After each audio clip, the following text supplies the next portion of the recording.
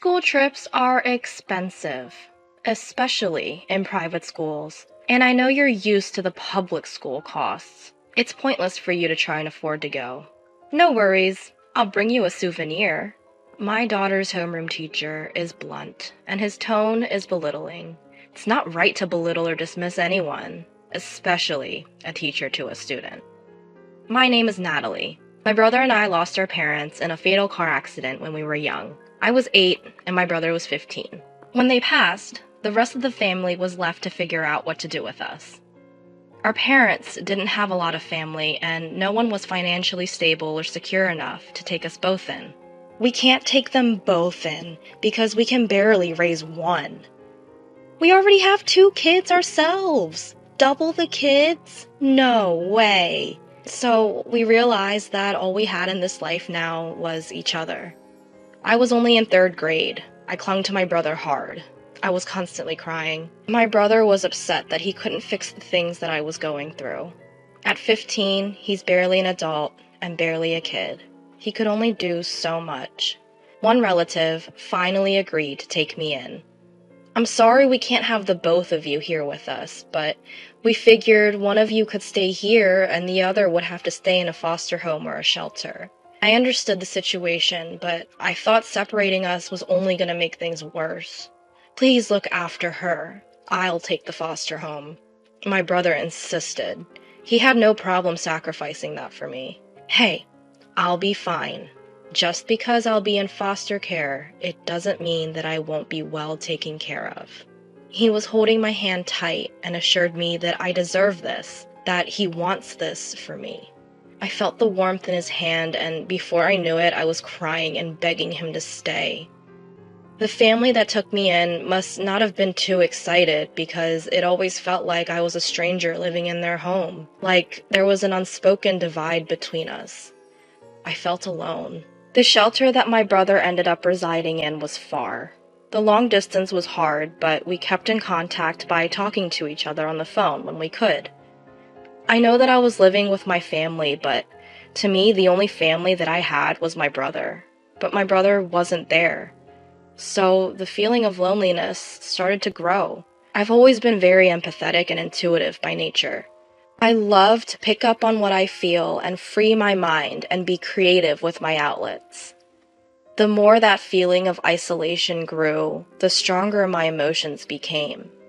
It led to me shutting the world out and staying inside of my little shell. As I went through middle school and high school, the feeling of loneliness continued to follow me. I started to write my feelings out on paper. I started to create exciting stories, and it came to me naturally. Eventually, I showed my brother some of my writing. He complimented my work and told me that I should continue to write and encouraged me to do so, that this was something special. After I graduated, I immediately started to look for work. As an avid reader, I managed to find a job at a small publishing company for literary magazines. If the company was any bigger, I would not have applied. Not because I'm not qualified, but because it wouldn't have been the right fit for me. I pour my entire heart into my writing. I'm pretty obsessed, and I wanted to repay my family that took me in and reassure my brother that I'm okay. It was hard at first, transitioning into my first job and then learning from my mistakes, but I continued my best. And then before I knew it, I was there for 5 years. At the time, I was working in the editorial department for one of the main writers. This writer had great potential for the company and even won a recognition award for his work. As the editor in charge, I tried my absolute best to help him. When he got stuck with a concept, I offered him some of my creative insights and feedback.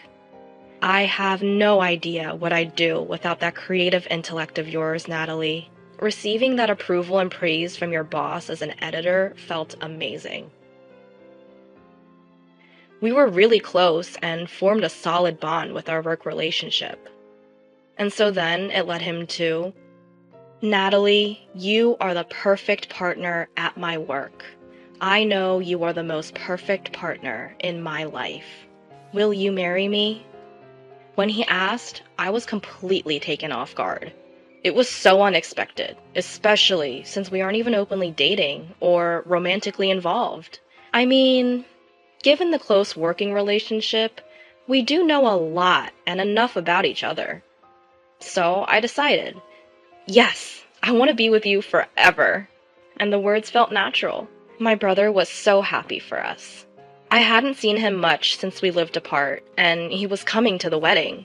I was so excited to see him again. My husband knew he'd be coming, and how important it was for me and my brother to have that quality time together. While catching up, he tells me that he started involving himself with the shelter and the kids there. He tells me that he helps provide not just in funding for the shelter, but is actively involved in the kids' lives to provide guidance and support. Now, they're all good kids, but there's one in particular that stands out to me. He has that inner drive, and he's a hard worker. I can tell he looks up to me. He even calls me Big Bro. He was beaming. I was proud of him. 2 years into the marriage, and we were preparing to welcome a new life. My husband's writing was going well and gaining notoriety. It's because of your advice and support. Thank you always. I love you. He always knew how to make me feel so valued. Our beautiful child was then born. We named her Nicole, and she was full of energy, and we were full of bliss. My life was full with my loving husband and beautiful daughter. One day, I looked in the mirror and noticed that the loneliness and depression that I felt before had somehow disappeared. And so I smiled back at myself in the mirror, full of gratitude for surviving. Nicole grew to be a gentle and intelligent kid before we knew it. My husband and I decided to send her through private school education. The school we found prided itself in raising independent and free-minded children with the perfect balance of academics and athletics and arts. Nicole flourished at the school. My husband and I were also thriving in our careers. By the time Nicole was starting 4th grade, we got some news about my husband. My husband was diagnosed with terminal cancer. The cancer spread and grew quickly in my seemingly healthy husband. By the time we found out, it was too late for treatment. We arrived together at the hospital, but I went home alone. I was with him, praying to God for any hope that he could recover. But God had other plans. I was terrified because I thought the loneliness would come back. But this time, I have Nicole. I wasn't completely alone, and I had to push through for her. It's different this time. And giving myself that mindset helped me move forward. So my daughter and I continued to live life and lean on each other. My view on life was even more meaningful to me, and I knew never to take a single moment for granted. Then Nicole finished 4th grade and was about to start her final year of elementary school. Having a new teacher and classmates is nerve-wracking, but she knew that she would be okay. By the time the first semester came to an end, I noticed that she stopped talking to me about school altogether. After spring break and the start of the second semester of 5th grade, she was only getting more distant. My main concern was that she wasn't enjoying school or being picked on by other kids. As the second semester came to its end, nothing had changed until today. I had to ask her what was going on. I couldn't take it anymore.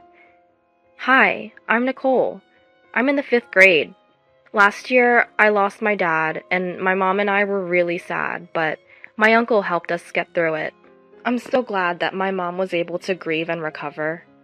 I was so excited to start 5th grade, even though I knew I would have a new teacher and classmates. Well, besides my friend from last year. My teacher told us that he's 28 and in his 6th year of teaching. He gives off like an older, obnoxious brother vibe. My teacher wanted to get to know us as a class and individually, so he had us fill out a little get-to-know-me worksheet. He wanted to interview us based on our answers, one-on-one. He was calling us in alphabetical order, and it was finally my turn. All right, Nicole. So, your favorite subject is English, huh? I like English too. I love to read books. And you also wrote that your dad passed last year, and your mom is raising you as a single mother. I picked up on that tone, and I didn't like it. Just curious, what does your mom do for work? My mother works as a contract employee at a publishing company. After my dad died, my mom quit her full-time position at the company and became a contract employee. I told her that I'm old enough and she didn't need to become a contract employee and she could keep working full-time, but she said she had her own things to do and liked the flexible schedule. Contract employee. You might as well just say you work part-time. How do you guys even afford this school? You must be struggling. Clearly, my teacher assumed we were struggling. Just getting by. It didn't sound like it was coming from a genuine place. As we continued, he said some more weird remarks about our money issues, like he felt bad for me, like we were pathetic. I was honestly triggered by how he was during that talk, so I tried to avoid him as much as I could after that. Didn't matter, because he still came up to me. He would come up to me before or after class, knowing I would be alone, and say things like, "Not having enough is stressful, isn't it?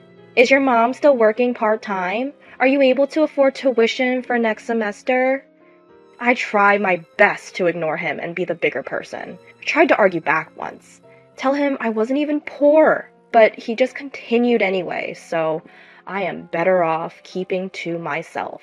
He laughs and claims I don't argue back because I know he's right.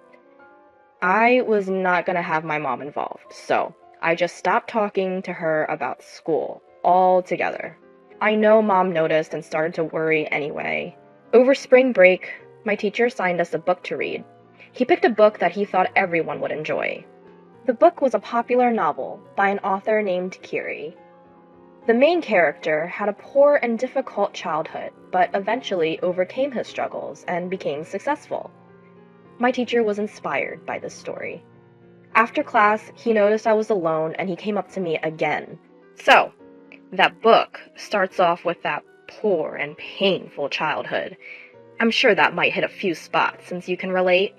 And he eventually becomes successful, which is clearly not realistic because life is not a fantasy. I mean, let's be real. Struggle only ever knows struggle. The poor stay poor. It's a cycle. You know, right?" And he just walked away, laughing loudly at himself and sarcastically apologizing that I had to read it. I was so helpless and alone. I couldn't believe I had him as a teacher. I started spring break and was dreading going back to school. I wanted to change my attitude this next semester so that my mom could stop worrying about me. My teacher's attitude didn't change though, and they kept picking on me. I couldn't understand how he just kept taunting me and enjoying it. I just kept ignoring him until one day I snapped back. He wasn't expecting it, but he was speechless, and then he was pissed. He replied, "You rebellious poor kid. I'll remember this," as he was walking away. And this is why I should have just ignored him. At the end of the year, there's an annual 5th grade field trip that takes place. Even though it's not even time for the trip yet, everyone is excited for it and starts talking about it in class. The teacher found his way to me again. "School trips are expensive. A big difference compared to public school trips. I wonder if you'll have to sell your house to try and go." "I'm looking forward to going on the trip with everyone. I'll be here. But, it's all good if you can't make it. The trip is a luxury, and for you, the necessities are more important. Don't try too hard to keep up. We all know it's better off if you just stayed home." He even said that it would be better off for the school if I didn't come. He's definitely trying to get his payback for me snapping back, I figured. One day, my classmate had their Nintendo Switch stolen from their book bag and started to question everyone. We weren't even allowed to bring stuff like that to school anyway, but the teacher stated to the class, "There are some kids in this class from poor families who can't even afford to buy a Switch. They might have been jealous and taken it. You never know." He didn't spell it out, but he was implying that I was the one who could have done it, and looked right at me saying it. My friends started to question me. If I tried to stick up for myself, he'd probably say something smart back, like, I didn't say it was you, but can you not afford a Switch? So, I just held it all in. Eventually, the Switch was found, but I will never forget how that made me feel. Once it got closer to graduating, we had to talk about our plans for middle school. This time, it was to confirm our classes for middle school, and a separate conference with the parents would be held. At the conference, it started by my teacher suggesting, "So yes, you plan to continue with the same affiliated private school, but you should think about other options." Why? I want to go to middle school with my friends. Your mom must be struggling. Can she really afford the tuition and fees for another 3 years? I think it's better for you and your family to go to a public school that suits your means. If you're poor, you're poor. Stupid to overextend yourself. The teacher continued to be belittling, and I couldn't take it anymore, so I got up from my chair and I slammed the door on the way out. I was crying the entire way home. I was so frustrated with him. When I got home, my mom sat me down to ask me what's been really going on, so I told her the truth. I am literally speechless at what my daughter just told me. I don't even know how to begin to process this. I had no idea my daughter was being harassed at school, and I never thought that it would be her teacher, of all people. And my baby didn't want me to worry, so she kept it all in and dealt with it herself.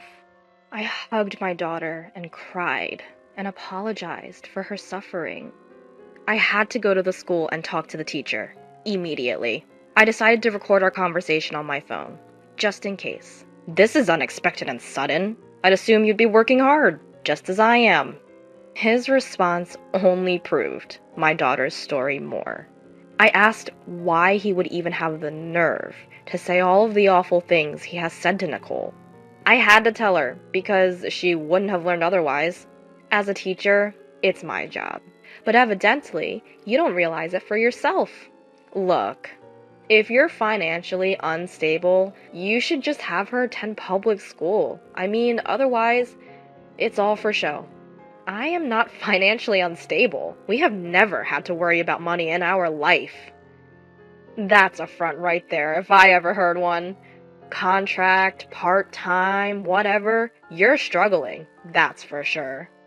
He interrupted me constantly and talked loudly over anything I had to say. It was impossible for me to have a mature conversation with him. His constant immature remarks were pushing me to the edge. I ran out of patience, and I warned him, "That's enough. I've heard enough. Don't ever talk to my daughter like that again, or I will be back, and you will be sorry." I left the room, leaving the teacher speechless. I slammed the door shut, full of anger, but I didn't care for how loud it was. It felt good. After that confrontation, Nicole told me that he did stop talking to her completely. I honestly didn't think that she'd let it go that easily, but nothing happened, and she made it safely to graduation. I ended up not being able to make the student-teacher-parent conference afterwards. Nicole proudly decided to attend the same middle school as her friends, and the teacher laughed at that. The ceremony ended with the school's anthem. I wished that my husband was still alive to witness this moment with me. Then we started socializing with her friends and their mothers to keep in touch. The teacher made his way towards us. "Oh, are the poor and needy enjoying themselves? I tried to suggest public school, but you're selfish. Life must be tough for the lower class of single-parent families. Private schools aren't fit for the poor." He was saying all of this because he knew it would be the last time he'd ever see me. He did not care that everyone was there listening to him. And then an angry voice came from behind. "Joseph! I did not expect that coming from you. You are absolutely not suited to be a teacher." Usually my brother can keep his composure, especially in public, but he was fuming. Kevin! Big bro, what are you doing here?" He was not expecting to see him. "What are you even saying? You of all people, know the prejudice and struggle of growing up with a single mother and poor upbringing, especially since we both survived the same shelter. How could you be so low to someone when you know exactly how they feel? Joseph and my brother met at the shelter. Joseph looked up to my brother growing up, and he was there to help him. Joseph considered him a big bro. My brother supported his dreams of becoming a teacher, and it was him who recommended Joseph to this school once he got his teaching degree. He worked in education himself and provided resources for kids to have a bright future in education, thinking it would be their best chance at a bright future. He had a lot of supporters because of his dedication and vision. The school's principal was one of them, so he gladly offered Joseph a teaching position, given my brother's recommendation. "I'm here with my sister for my niece's graduation." And Joseph realized that Nicole was his niece. And then he realized I was his sister. I decided it was my turn to give it to him straight. My late husband was a famous writer, and we receive his royalties. We can live comfortably off that alone, but I also have my own steady flow of income. He couldn't believe what he was hearing. "The author Curie, the book you are inspired by, and the author who you said you were a huge fan of, is actually me. I made the name up, it's a pseudonym. So, you could imagine the sufficient amount I earn from that alone, too." My husband and I enjoyed collaborating, but I wanted to write something for myself, to put into writing the idea that I had for this novel, and he supported my dream, so I started to write. And the more I wrote, the better the writing got. When my husband passed away, I switched my job to a more flexible schedule to focus all of my attention on it. I could have completely stopped working, but I don't mind staying because I value the company. And that's how I could finally finish writing my book. Joseph directly related to the author in the story with his upbringing and childhood. However, Joseph resented his past and pitied single mothers, so he responded by belittling people. He projected his frustration out on my daughter, someone he knew whose mother must have been struggling. But that is not okay to do, especially if you are a teacher. You are not suitable to be a teacher. Do something else. He didn't say anything back, and instead fell on his knees and started to cry in front of everyone. My brother reported him to the principal, and he was fired shortly after that. I provided the principal with some recorded evidence. It was from when I met and confronted Joseph about his behavior. My brother listened to it and was speechless. He said he was disappointed to see that this was who Joseph turned out to be. It'll be difficult for Joseph to continue teaching. Given his attitude and personality, it's doubtful he'll even last in the profession. I made a bad judgment call there. I had no idea. Hey, don't worry. People like that are rare. Otherwise, this world would be completely doomed. I hope I never grow up to be like that. What a teacher.